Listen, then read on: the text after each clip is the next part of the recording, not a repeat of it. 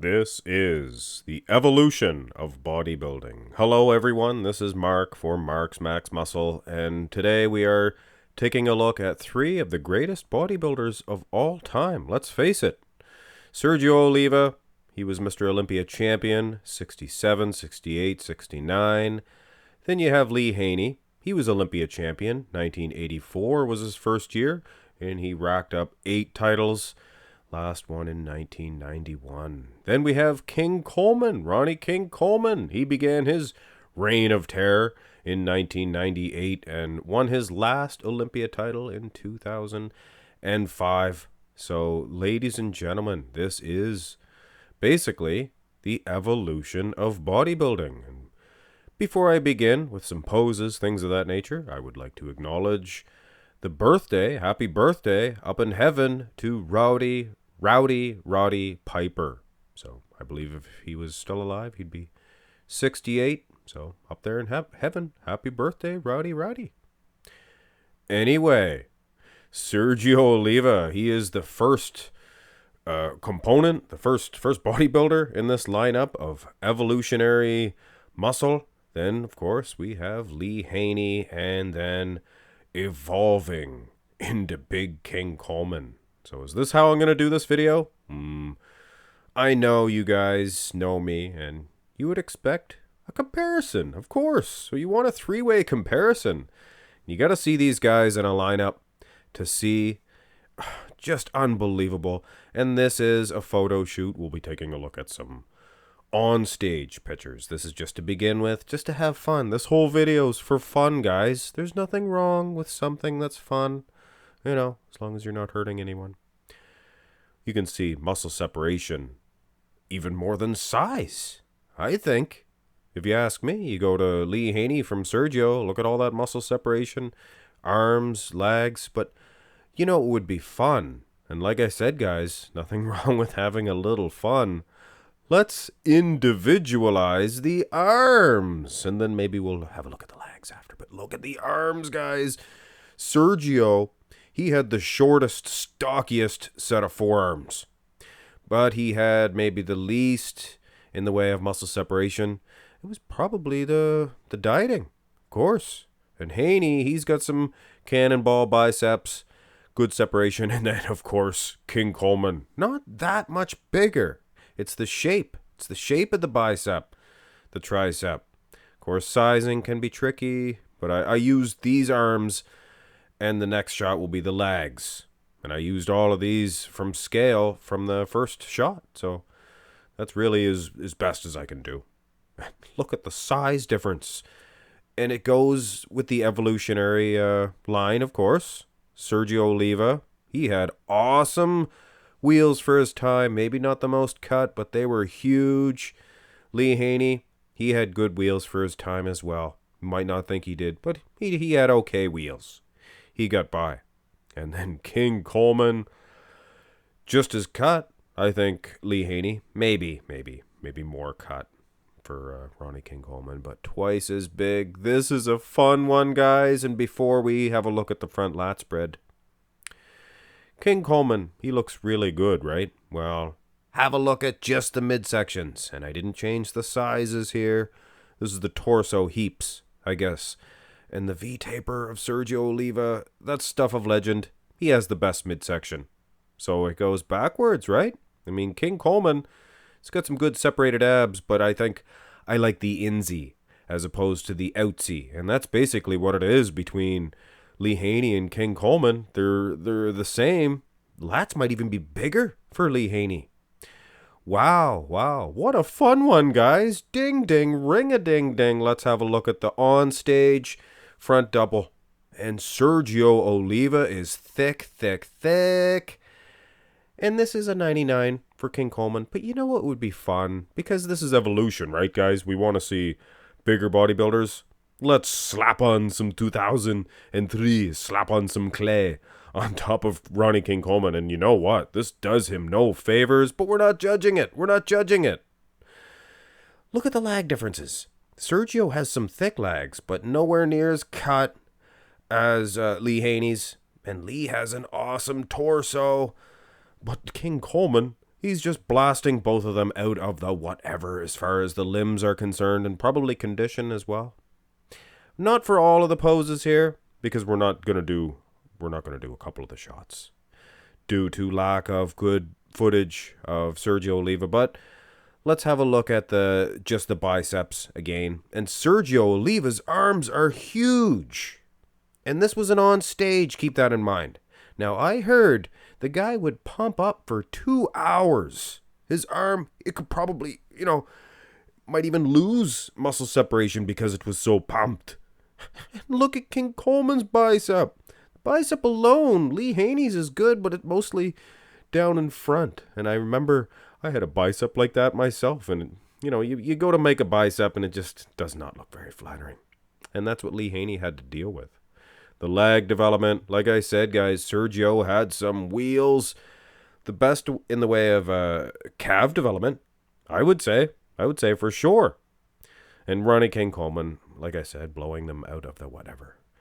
Before I show the midsections, remember this, guys. King Coleman, I'm sure many of you are saying, why even do this? King Coleman is so much better in all aspects. Look at him, he's winning, right? Now, I didn't change the sizes.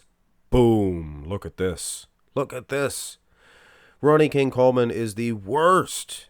The absolute worst. I'm more impressed with Lee Haney. He's tilting a little bit like Arnold did.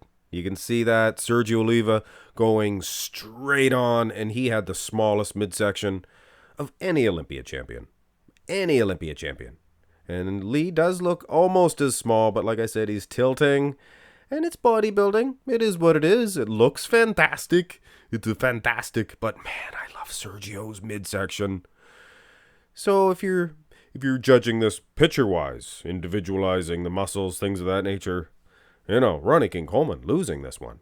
Now go to the front lat spread, and you might be confused of why the pictures or what pictures I used. This might not be the best of Lee Haney. I made it so it was similar lighting, I guess. I don't know. Again, the midsections. An insy for Lee, an outsy for Ronnie Coleman. And the wheel development, I must say, this was a little bit earlier on in Lee Haney's career. And his wheels were a little bit more slight than they did get. He got a little bit more beef on them, but much more striations than Sergio Oliva. Obviously, dieting was not, I don't think, in the mind of Sergio Oliva all the time. Now, this is the torso heaps of a couple of different pictures.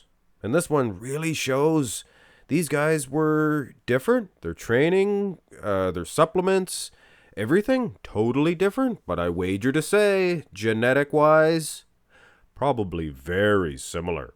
Very similar indeed. Well, they're the three maybe best, finest genetic specimens of all time. You know what else would be fun? To add fun to this video? Let's have a look at the backs. Why not? I'm sure you guys were expecting to see the back developments. And it's the muscle separation that gets me for between Lee Haney and Sergio Oliva, for sure. And then King Coleman, what are you going to say? It's an alien creature. Have a look at the rear lat spread, because we do have the rear double as well. We don't have the two side shots, guys. I'm sorry. We don't have the abs and thigh either. But anyway, you might notice I slapped on the lower half of Sergio Oliva from another picture. Why not? Why not? Good for sizing. He had some big wheels from behind, I have to say. He had some massive quads. But of course, the evolutionary line here says more condition, more muscle separation, and bigger back for Lee Haney, I think, than even Ronnie Coleman. Keep in mind, guys, Lee Haney, size for size, was dwarfing Dorian Yates. And I know Dorian was a little bit smaller, but still, his back is huge.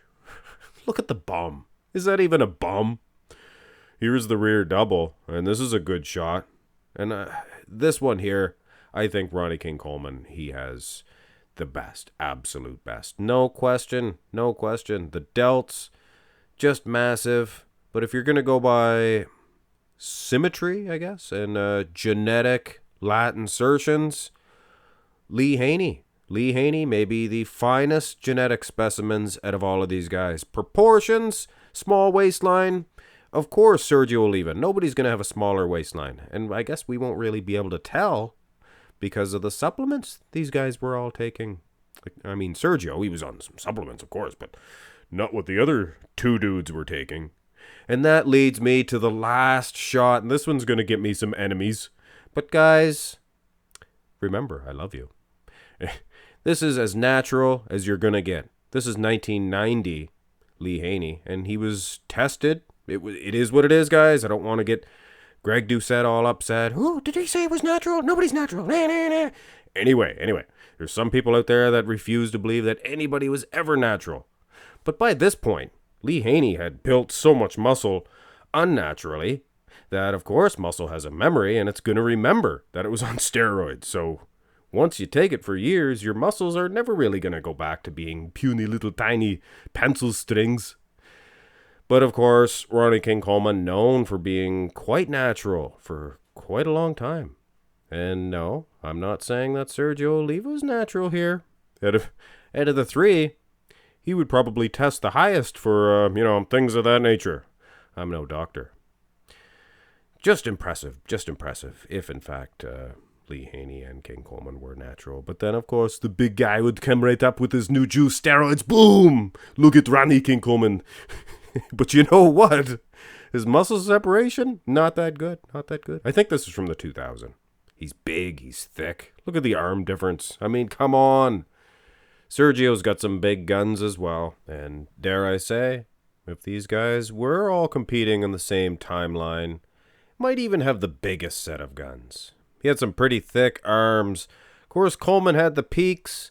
I think Lee Haney would have the structure, the clavicle width. Might not be able to tell that by this shot, but trust me, go look at the other most muscular. I think Lee Haney, structure-wise, would be the best. But then you got to go with the small waistline and Sergio. And Ronnie King Coleman had the mental aspect.